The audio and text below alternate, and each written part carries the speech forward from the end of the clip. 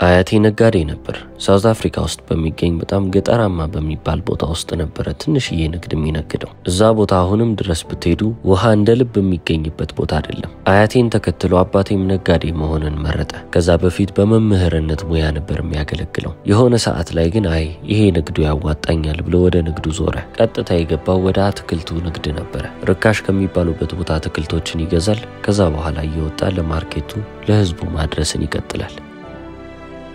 አስታውሳለሁ ታዲያ በእነዚህ ጊዜያቶች ላይ እኔ ህፃን ልጅ ነበርኩ። እንደዛም ቢሆን ሌሊት አባታችን ይቀሰቅሰናል። 11 ሰዓት ሲል ሁላችንም ከእንቅልፋችን ተነስተን ከአባታችን ጋር ወደ ገበያ መውጣት አለብን። በሌሊት እንወጣለን። እዛ የአትክልት ገበያ ጋር እንገኝና የቻልነውን ያህል ሁሉ ገዝተን እንመለሳለን። የራሳችን የሆነ ግሮሰሪ ነበረን። እነዛን የገዛናቸውን አትክልቶች የገዛናቸውን ነገሮች እንዳለ እዛች ግሮሰሪ ሱቅ ውስጥ እናስቀምጣለን። ከዛ በኋላ በቃ እዛው ከካውንተሩ ጀርባ ቆሜ ነው ሙሉ ማለት ትችላላችሁ። ልጅ ነበርኩ። ምንም የማውቀው ነገር ባይኖርም ከኋላ ሆኜ ግን ወላጆቼ የሚሰሩትን ነገር እመለከታለሁ። ታዲያ በጊዜው እኛ የምንማረው እዛው ገጠራማ ከተማ ውስጥ አልነበረም። አባቴ እኛን ወደ አዳሪ ትምህርት ቤት ነበር የላከን። ሩቅ የሚባል ከተማ ነው። እዛው ሳውዝ አፍሪካ ውስጥ ቢሆንም ግን ወላጆቻችን ጋር መምጣት አንችልም። በቃ እዛው ትምህርት ቤት ነን። ትምህርት በሌለ ጊዜ ወደዚህች ገጠራማ ከተማ እንመጣለን። እናትና አባቶቻችን ጋር ጊዜውን ማሳለፍ እንቀጥላለን ማለት ነው። ታዲያ ተመልሰን ወደ ትምህርት ቤታችን ስንሄድ እዛ ያሉት ጓደኞቻችን በረፍት ጊዜያችሁ ምን አደረጋችሁ ሲሉን እኛ እዛው ነበርን፣ በቃ ቤታችን ነበርን ወይንም ደግሞ ከወላጆች ጋር ነበርን ብለን ነው የምናወራው። እነሱን ግን ስንጠይቃቸው ወደ ደበን ሄደናል ይላሉ። እዛው ሳውዝ አፍሪካ ውስጥ ያሉ ብዙ መዝናኛ ያሉባቸው ቦታዎች ላይ እየሄዱ ይዝናናሉ። ከወላጆቻቸውም ጋር ያሳለፉትን ጊዜ ሁሉንም ነገር ይነግሩን ነበር። ምናልባት የ7-8 ዓመት ልጅ በሆን ነው እኔም ከአዳሪ ትምህርት ቤት ስመለስ ለአባቴ ነገርኩት። ጓደኞቼ እኮ ወደዚህ ከተማ እየሄዱ አክስት አጎታቸውን ቤተሰቦቻቸውን ይጠይቃሉ። እነንተና ደግሞ ወደዚህ ከተማ እየሄዱ እየተዝናኑ ይመጣሉ። እኛ ግን የትም አንሄድም፣ ውሏችን እዚሁ ነው አልኩት። እንደውም ለገበያ ስንወጣ እኔ ደስ ይለኝ ነበር፣ ምክንያቱም ለመውጣት ሰበብ አገኛለሁ። ፒክአፕ መኪናው ላይ ይጭነናል። አትክልቶችንና ሌሎች አስፈላጊ የሚባሉ ነገሮችን እየገዛን ወደ ግሮሰሪያችን እንመለሳለን። ግሮሰሪ ከገባን ግን በቃ መውጣት አንችልም። ከጠዋት ጀምሮ እስከ ሌሊት 6 ሰዓት ከካውንተሩ ጀርባ ሆኜ ቁጭ ብዬ ነገሮችን መመልከት ብቻ ነው ስራዬ። ልጅ እያለንም በተደጋጋሚ ለአባታችን የምንናገረው ነገር ይሄንን ነበር። በቃ ደባሪ ነው፣ ሙሉ ቀን እዚህ መዋል አንፈልግም እንለዋለን። የዛኔ ነው በቃ እንደ አባቴ አይነት ስራ መስራት እንደማልፈልግ እያወቅኩ የመጣሁት። ቀኑን ሙሉ ከካውንተር ጀርባ መዋል በጣም ጭንቅ የሚል ስራ ነው፣ ለኔ አይሆንም አልኩና እያደግኩም ስመጣ እስቲ የምሰራውን ነገር ልመልከት እያልኩ ዞር ማለት ጀመርኩ። አባቴ መምህር ነበር፣ ስለዚህ እኔም መማር እንደነበረብኝ ያውቃለሁ። ታዲያ የተሻለ ትምህርት ልማር እንግዲህ ምን ይሻለኛል ብዬ ስመለከት ሕክምና እንደመጀመሪያ አማራጭ ሆኖ መጣልኝ። ዶክተር መሆን እችላለሁ፣ ነገር ግን የሰው ደም ሳይ ውስጥ ይረበሻል። ሐኪም መሆን ወይንም ሕክምና ለኔ አይሆንም ማለት ነው ብዬ ተውኩ። ሌሎች አማራጮችን እየፈለኩ በነበርኩበት ሰዓት ላይ ሕግ በጣም እየማረከኝ መጣ። በዛው የሕግ ተማሪ ሆኜ ቀጠልኩ ማለት ነው። ለሕግ ያለኝ ፍቅር እያደገ ሲመጣ ትምህርቱን እየወደድኩት ስለሄድኩ በዛው ጠበቃ ሆንኩ።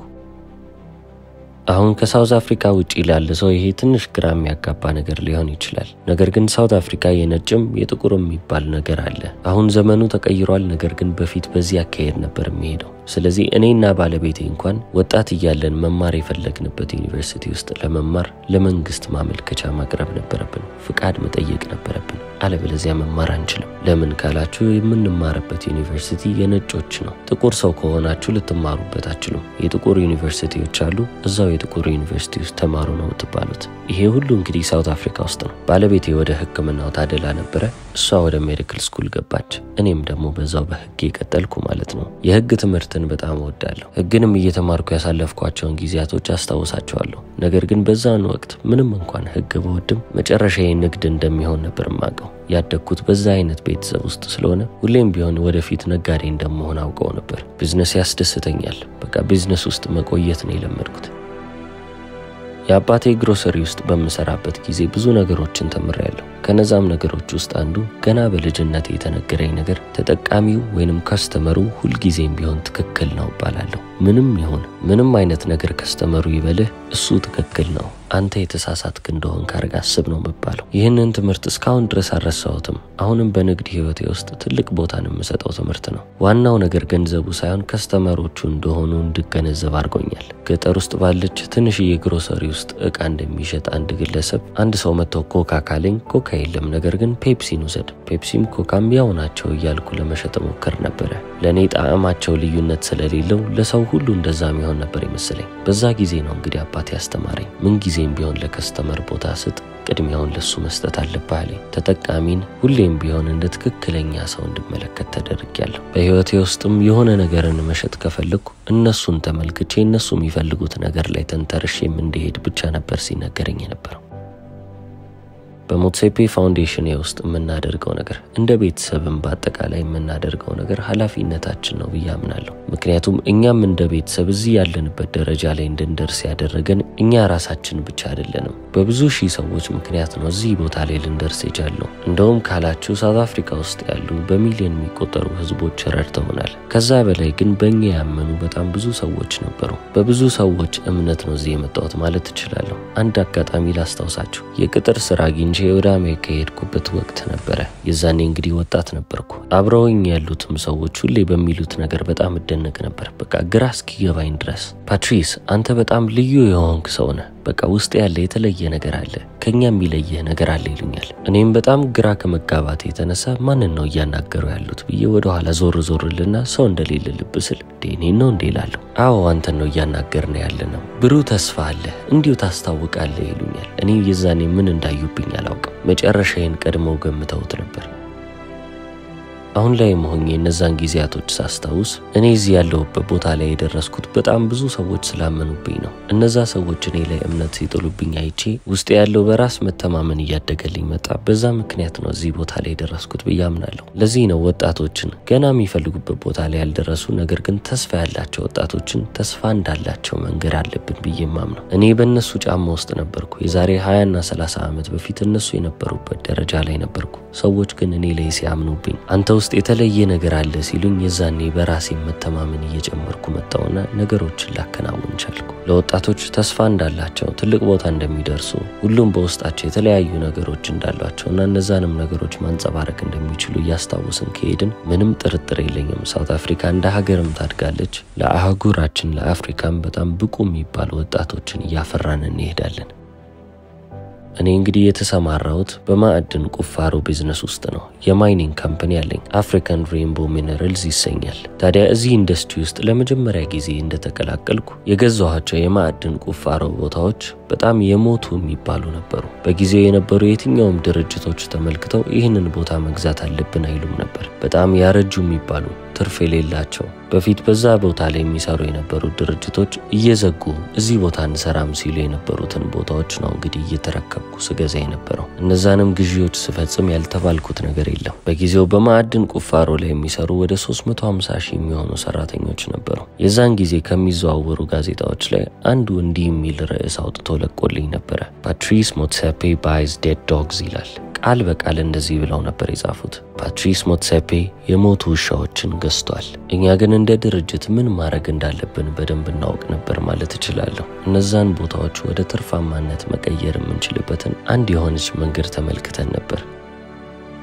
ከንግድ በላይ እኔ በፓርትነርሺፕ አምናለሁ። ከሌሎች ጋር በጋራ መስራት እናንተን ትልቅ ቦታ ሊያደርሳችሁ ይችላል። ወደ ማዕድን ቁፋሮ ድርጅት የሚያመጣውት ነገር ተመሳሳይ ነገር ነው። በጊዜው ትላልቅ የማዕድን ቁፋሮ ድርጅቶች የሚከፍሏቸውን አይነት ደሞዝ ለሰራተኞች እኛ በፍጹም ልንከፍል አንችልም፣ ምክንያቱም ትርፋማ አይደለንም። ጋዜጣው ላይ እንደተጻፈው ያረጁና የተዘጉ ቦታዎችን ነው እየገዛን የነበርነው። ሰራተኞችም ለኛ መስራት እንዲቀጥሉ ወደ ሌላ ድርጅት እንዳይሄዱብን ሌላ መንገድ መፈለግ ነበረብን። አለበለዚያ ሁሉም ወደ ሌሎች ድርጅቶች ያልፋሉ። ስለዚህ ለሰራተኞቻችን የተናገርነው ነገር በጣም ግልጽ ነበር። ለወደፊት የሚተማመኑበትን ነገር አቀረብንላቸው። ሌሎች ድርጅቶች ሊከፍሉ የሚችሉትን ደሞዝኛ መክፈል አንችልም። ነገር ግን እዚህ ድርጅት ውስጥ ከሰራችሁና ውጤትን ያመጣችሁ ከቀጠላችሁ ከትርፋችን ላይ መጋራት ትጀምራላችሁ። ደሞዛችሁ እንዳለ ሆኖ ከትርፉ ላይ መጋራት ትጀምራላችሁ። ባገኛችሁት ልክ እየተጨመረላችሁ ይሄዳል አልናቸው።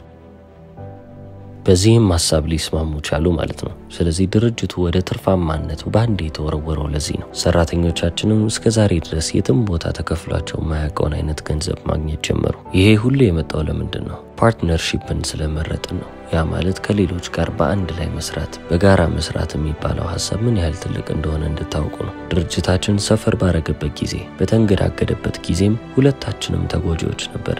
እኛም እንደ ድርጅቱ ባለቤት፣ እነሱም ደግሞ እንደ ሰራተኞች እየተቸገሩ ነው። ምክንያቱም ሁለታችንም ነን ገቢ እያጣን የምንሄደው። ታዲያ ማናችንም እዚህ ጋር ማጣትን ስለማንፈልግ ወይንም ደግሞ በዚህ አይነት ሁኔታ ላይ መኖር ስለማንፈልግ እየጨመር ነው ሄደን፣ ስራችንም እየበዛ ውጤት እያመጣልን አለፈ። በዚህ ጉዞዬ ውስጥ አንድ አስፈላጊ ትምህርትን እንድትወስዱልኝ ስለፈለግኩ ነው። አንዳንድ ጊዜ ቢዝነሳችሁን ስትጀምሩ ወይንም የሆነ ነገርን መስራት ስትጀምሩ፣ ነጋዴም ባትሆኑ የሆነ ሙያ ውስጥም ተሳትፋችሁ ሊሆን ይችላል። ነገሮች ሲጣመሙባችሁ፣ አልሆን ሲሏችሁ፣ አልሳካ ሲሏችሁ በቀላሉ ተስፋ አትቁረጡ። በአካባቢያችሁ ላይ ያሉትም ሰዎች እንደዛ ነው የሚሏችሁ። አረ ፓትሪስ ግን ምን ሆነ ነው ይሄንን ቦታ የገዛኸው ያሉኝ በጣም ብዙ ሰዎች አሉ። ለእናንተ እያሰቡ ነው፣ ለእናንተ እየተጨነቁ ነው። ያንን ምክር የሚሰጧችሁ ለዛ ነው። ነገር ግን መስማት ደግሞ አለባችሁ ማለት አይደለም። ሌላ ሰው እዛ ቦታ ላይ ሰርቶ ስላልተሳካለት ብቻ እናንተ ላይ ይሳካላችሁ ይችላል ማለት አይደለም። ጥርሳችሁን ነክሳችሁ ማለፍ ያለባችሁ ጊዜያቶች አሉ። እነዛንም ጊዜያቶች እንደምንም ብላችሁ ልታልፉ ይገባል። የጽናት ዋጋ እዚህ ጋር በጣም ትልቅ ነው። ዓለማችንን የሞሉት ሰዎች በጣም ስኬታማ የሆኑ ከብዙ ሰዎች የተሻለ ቦታ ላይ የተገኙ ሰዎች ናቸው። እነዚህ ሰዎች ታዲያ ዛሬ እንዴት ነው እዚህ ጋር ሊደርሱ የቻሉት ብላችሁ ካሰባችሁ በእነሱ ጊዜ ችግር ሳይኖር ቀርቶ ወይንም ፈተና ሳይኖር ቀርቶ አይደለም። እነዛ ችግሮች እነዛ ፈተናዎች እንዳሉ እያወቁ እንኳን መንገዳቸው ላይ የሚጠብቃቸውን መሰናክል እያዩ እንኳን እሰራዋለሁ፣ እቆይበታል፣ ጥርሴን ነክሼ አልፋለሁ ብለው ስለገቡ ነው አሁን ያሉበት ኤክሰፕሽናል የሚባልበት ደረጃ ላይ ያሉት።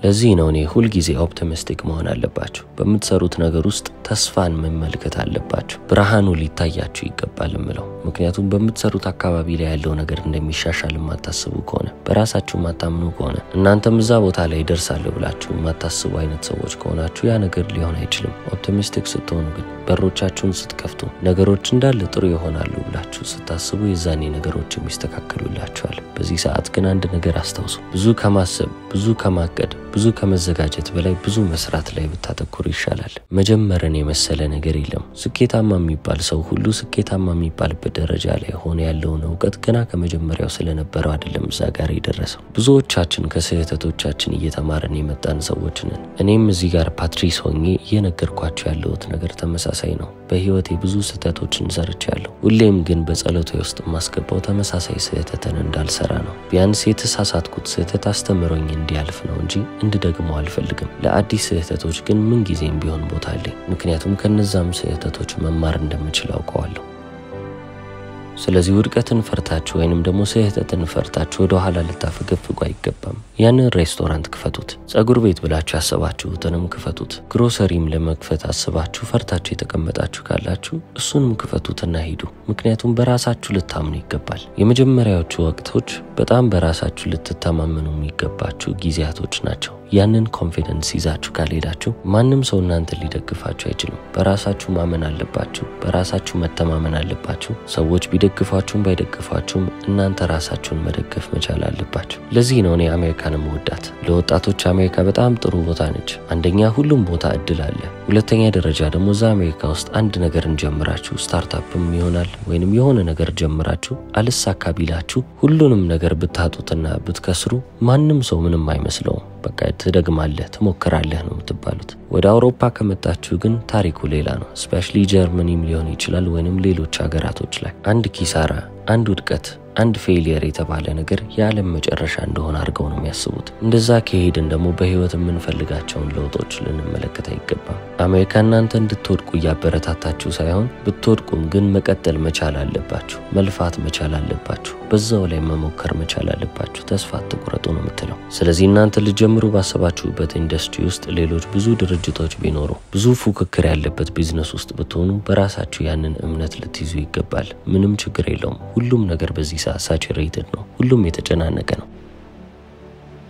ሁላችንም በጣም ጥሩ ህይወት መኖር ይገባናል ብዬ አምናለሁ። ጥሩ ህይወት ማለት ደግሞ ምን ማለት ነው? ገንዘብን ያጠቃልላል። ጥሩ ገንዘብ ማግኘት መቻል አለባችሁ። ስለዚህ ገና ከወጣትነታችሁ ፎከስ ማድረግ ያለባችሁ ነገር ላይ፣ ትኩረት መስጠት ያለባችሁ ነገር ላይ ትኩረትን እያስቀመጣችሁ ታልፋላችሁ። ይህ ማለት ተማሪ ከሆናችሁ ትምህርታችሁ ላይ፣ ዶክተር ከሆናችሁ እዛው ስራችሁ ላይ፣ ነጋዴም ከሆናችሁ ንግዳችሁ ላይ ያተኮራችሁ በጽናት ማለፍ መቻል ነው። እኔ ትምህርትን አበረታታለሁ። ከትምህርት በኋላ ሁሉም ነገር ይደርሳል ብለው ከሚያምኑ ሰዎች መካከል አንዱ ነኝ። ምናልባት እኔም በህይወቴ ውስጥ በትምህርትም በንግድም በኩል አርጌ ስለመጣው ይሆናል። ሁለቱንም ነገሮች እርስ በርስ አያይዤ መሄድ እችላለሁ ብላችሁ የምታምኑ ሰዎች ከሆናችሁ ለእናንተ ይጠቅማችኋል እንጂ አይጎዳችሁም። የ63 ዓመቱ ሳውት አፍሪካን ቢሊየነር የማዕድን ቁፋሮ ቱጃር የአሁኑም የካፍ ፕሬዚደንት ሆኖ እያገለገለ ያለው ፓትሪስ ሞትሴፔ።